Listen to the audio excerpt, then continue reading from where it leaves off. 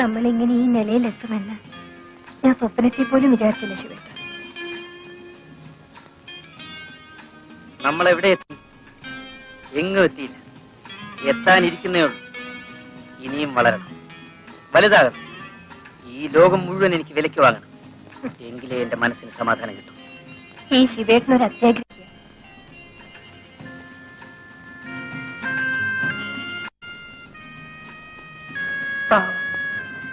രുക്മിണി ചേച്ചിയുടെ സ്ഥിതി എന്താണോ?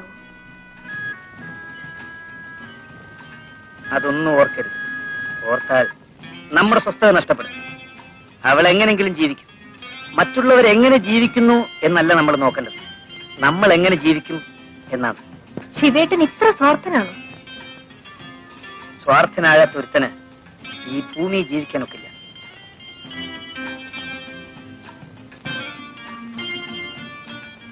நல்லா இருக்கா? അവിടുത്തെ അനുഗ്രഹം കൊണ്ട് ഒന്നിനും ഒരു കുറവുമില്ല. மேல போலாமா?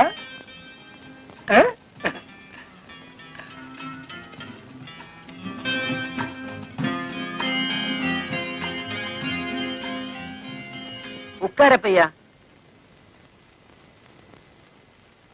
എടാ ശിവു, നീ ഇനി അങ്ങ് മലയാളത്തിൽ പറഞ്ഞേച്ചാ മതി. എടാ കൊച്ചനെ, ഞാൻ പാലാക്കാരൻ മത്തായിയാ. കുഞ്ഞുനാളിനെ വീട്ടിൽ നിന്ന് ഒളിച്ചോടി പോയതാ. ഒരു ജോലി അന്വേഷിച്ച് പല സ്ഥലത്തും നടന്നു. ഒരു ജോലിയും കിട്ടിയില്ല. അവസാനം മദിരാശിയിലെത്തി സിനിമാ നടനായി. ശ്രീരാമ വിജയത്തിലെ നായകനായിട്ട് അഭിനയിച്ചു. ഹനുമാന്റെ വേഷം. പടം 100 ദിവസം ഓടി.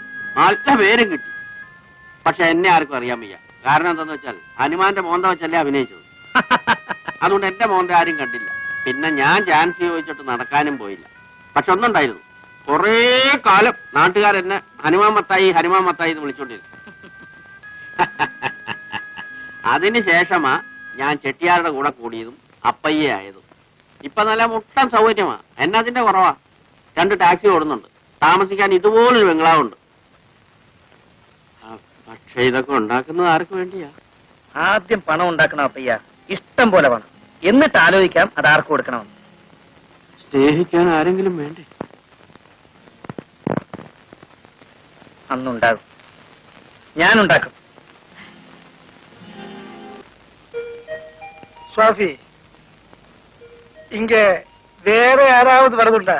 என்ன தவிர ഇവിടെ വേറെ ആര് വരാനാ? ശിവൻ വേറെ யாராவது அழைச்சிட்டு வரதுண்டான்னு? ഇല്ല മുതലാളി. இங்க வேற யாரும் வரக்கூடாது. நான் மட்டும்தான் வரலாம். நான் மட்டும். அப்படி வேற யாராவது வரக்கூடியிருந்தா அவங்க தரக்கூடிய பணத்தை உனக்கு சிவனுக்கும் ഇവിടെ ആരും വരില്ല മുതലാളി. മുതലാളി അല്ലാതെ ശിവേട്ടന് ഇവിടെ ആരും പരിചയമില്ലല്ലോ. எனக்கு மட்டுமா இருக்கிற பொண்ணுதான் எனக்கு தேவை. என் அன்பா இருக்கணும், என் தேவைகள் எல்லாம் பார்க்கணும். அந்த மாதிரி ஒரு பொண்ணுதான் எனக்கு தேவை. അതിനൊക്കെ അങ്ങേക്ക് അങ്ങയുടെ ഭാര്യയില്ലേ? ഭാര്യ இருக்கு. அந்த மாதிரி நிறைய பேர் இருக்கு. பட் ஆர்ட்ட இருந்தும் நான் நினைக்கிற மாதிரி அன்பு கிடைக்கல.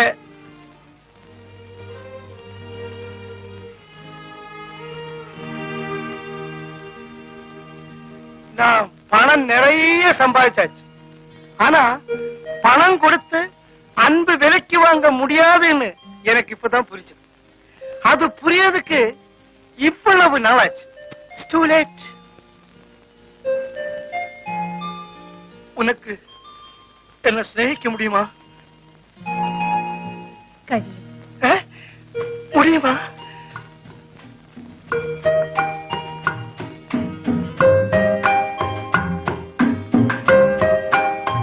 இது நான் உனக்காக கொண்டு வந்தாக்கும். என்ன விலை தெரியுமா? 50,000 ரூபாய். நான் உனக்கு ஏன் தரையில தெரியுமா? நீ எனக்காக மட்டும் இருக்கிறதுதான். അങ്ങ് ഇപ്പോഴും സ്നേഹം വിലയ്ക്ക് ചോദിക്കുകയാണ്.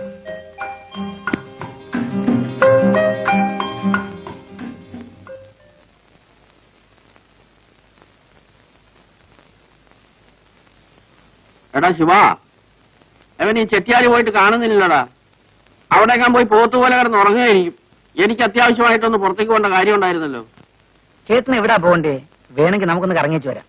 അയാളെ വ്യായാമം ചെയ്യിക്കാൻ ഒരാള് വരാമെന്ന് പറഞ്ഞിരുന്നു. അവനെ പോയി ഒന്ന് കണ്ടുപിടിക്കണം. ചെട്ടിയാരെ വ്യായാമം ചെയ്യിക്കാനോ? പാവം, കുറച്ചാളോട് ജീവിക്കട്ടെ ചേട്ടാ. അയ്യോ, അതൊരു വെടക്ക് തടിയാ. മുഴുവൻ കൊഴുപ്പും കൊളസ്ട്രോളാ. ഇങ്ങനെ ചേർത്ത് വീർത്ത് മിനുങ്ങിയിരിക്കുന്നതേ ഉള്ളൂ. ഡാക്ടർ അദ്ദേഹം പറഞ്ഞിരിക്കുന്ന അതിരാവിലെ എണീച്ച് അരഘാതം നടക്കണമെന്നാ. പക്ഷെ ഇയാൾ എണീച്ച് വരുമ്പോ പൃഷ്ഠത്തിൽ വേല് വരും. മണി 11 ചേട്ടനെ കണ്ട അന്നു മുതലാണ് എന്റെ ജീവിതത്തിന് ഒരു ലക്ഷ്യം ഉണ്ടായത്. ചേട്ടാ, ചേട്ടന് ചെട്ടിയാരെ വ്യായാമം ചെയ്യിച്ചാ പോരെ? ഞാൻ വരാം. നിനക്ക് വ്യായാമം ചെയ്യിക്കാനും അറിയാമോ? എനിക്കറിയാൻ വയ്യാത്ത വല്ല തൊഴിലുണ്ടോ ചേട്ടാ? ഞാൻ എന്തും ചെയ്യും. എന്നാ പിന്നെ നീ തന്നെ മതി. ഞാൻ പിന്നെ വേറെ ആളെ അന്വേഷിച്ച് പോകുന്നതിനാ. നല്ല കാര്യം. എന്തോ നിന്നെ കണ്ടപ്പോ എനിക്കൊരടുപ്പം തോന്നി. കഴിഞ്ഞ ജന്മത്തിൽ നീ എന്റെ ആരെങ്കിലും ആയിരുന്നിരിക്കും. നീ വലിയ ആളാകുമടാ. പക്ഷെ ഒരു കാര്യം, അന്ന് നീ എന്നെ മറന്നു കളയരുത്. ഞാനൊന്നും മറക്കില്ല ചേട്ടാ. മറക്കാൻ കഴിയാത്തതാണ് എന്റെ ഏറ്റവും വലിയ ശക്തി. ஆஹா, நீங்க எங்கேயும் போகலையா? ஐயா, வியாயாமம் கத்தி கொடுக்கறதுக்கு வேற ஆளை தேட வேண்டாம். எல்லாம் நம்ம சிவனுக்கு தெரியும். வியாயாமம் கத்தி கொடுக்கறதுக்கு தெரியுமா? വ്യായാമം അറിയാം. കത്തി കൊണ്ട് கத்தி கொடுக்கறதுன்னா படிப்பிச்சு கொடுக்கறது, சொல்லி கொடுக்கறது தெரியுமா? അതറിയാം. அப்படின்னா நாளை காலையில என் பெங்களாவில வா. வரட்டுமா? ശരി മുതലാളി. வா போலாம்.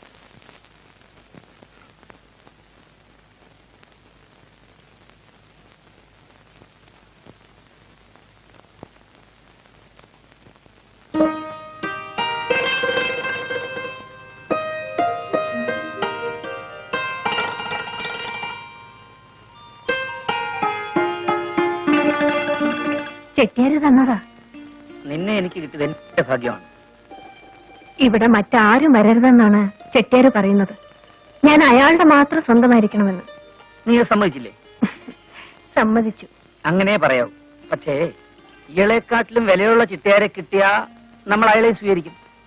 നമുക്ക് ജീവിക്കാനുള്ള പണമായാൽ ഈ തൊഴിൽ നിർത്തണം ശിവേട്ട. അത് ശരിയാ, ഞാനും അത് ആലോചിക്കുന്നുണ്ട്. പക്ഷേ അതെന്നാ? എന്നായാലും അന്ന് ശിവേട്ടനെ ഉപേക്ഷിക്കാതിരുന്നാ മതി. രുക്മിണി ചേച്ചിയെ ഓർക്കുമ്പോ എനിക്ക് ശിവേട്ടനെ പേടിയാ. ഇല്ല സോജി, നിന്നെ അങ്ങനെ ഉപേക്ഷിക്കാൻ എനിക്ക് കഴിയില്ല. നീ എന്നും എന്റെ കൂടെ ഉണ്ടാവും. സത്യമാണോ ശിവേട്ട?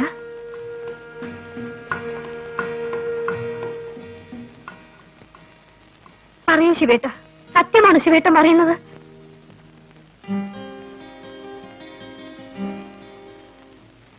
നീ ഒരു മണ്ടിയാണ്.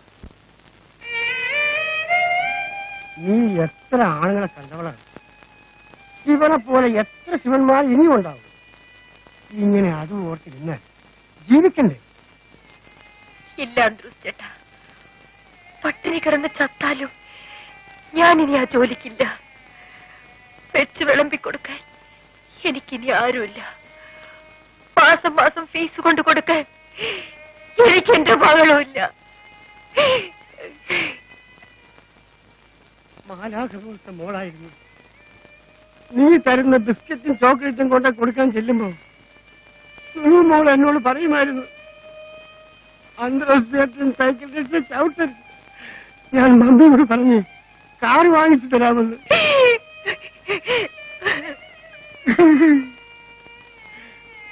നമ്മൾ ശവിക്കപ്പെട്ടവരാണ് മോളെ. എത്ര ദുഷ്ടന്മാർ നല്ല നിലയിൽ ജീവിക്കുന്നു. എനിക്ക് ഇത്രയും വേദന കിട്ടാൻ ഞാൻ ദൈവത്തോട് എന്ത് തെറ്റ് ചെയ്തു? ദൈവം അയാളാണെന്ന് നേരിട്ട് കണ്ടിരുന്നെങ്കിൽ അയാളുടെ മുഖത്ത് ഞാൻ കാർജിച്ചു നോക്കിയാണ്. അങ്ങനെ പറയരുത് അന്ത്രൂസ് ചേട്ടാ. ദൈവം എന്തെങ്കിലും തീരുമാനിച്ചിട്ടുണ്ടാവും. അയാൾ വരെ ഉണ്ടാക്കും.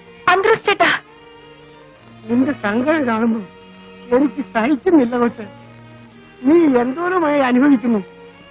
സാരമില്ല, അനുഭവിച്ച് ഞാൻ മരവിച്ചു കഴിഞ്ഞു. ഇനി ഒന്നിനും എന്നെ നോയിപ്പിക്കാൻ കഴിയില്ല. ചെല്ലു, അന്ത്രൂസ് ചേട്ടൻ എന്തെങ്കിലും ജോലി ചെയ്ത് ജീവിക്കാൻ നോക്കൂ.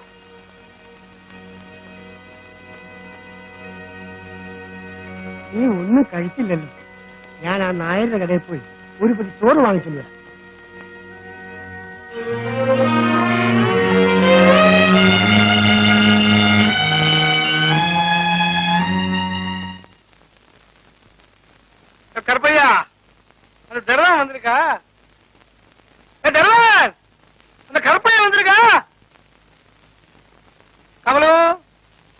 குடிக்கிற காப்பி உண்டோம்மா?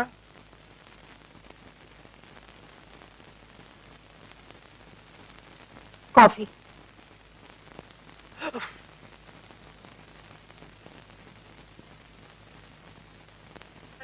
யாரு? சிவனா? வா வா.